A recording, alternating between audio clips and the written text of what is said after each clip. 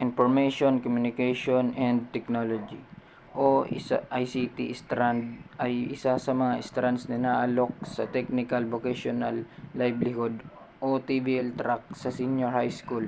Ito ay binubuo upang mabigyan ka ng mga teknikal na kasanayan at kaalaman sa paggamit ng bagay-bagay na may kinalaman sa teknolohiya.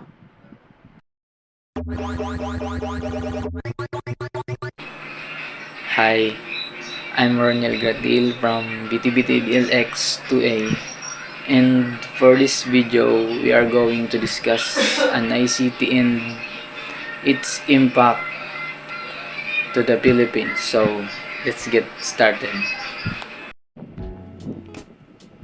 Information Technology and its impact in the Philippines. ICT play a very important role in the development of the Philippines. Most of the concepts cover social change would be it successful for ICT. As the Philippines struggle to demonstrate unity for a call to action or social change, ICT has always been there to help. ICT improves social services, which made transaction less time-consuming and more accurate due to the use of various computer systems to manage different systems of a company. Improve Philippine government service. Filipinos have received a lot of service benefits, transportation service, home service, policy, and military service, and a lot of more. Today, it would be impossible for a country to develop without ICT.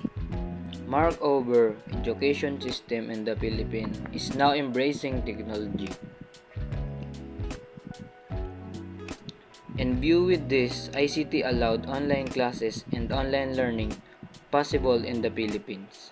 With the help of ICT, overseas Filipino workers around the world are able to stay connected with their loved ones through the use of different social media platforms such as Facebook, Twitter, Instagram, Google, and many more applications.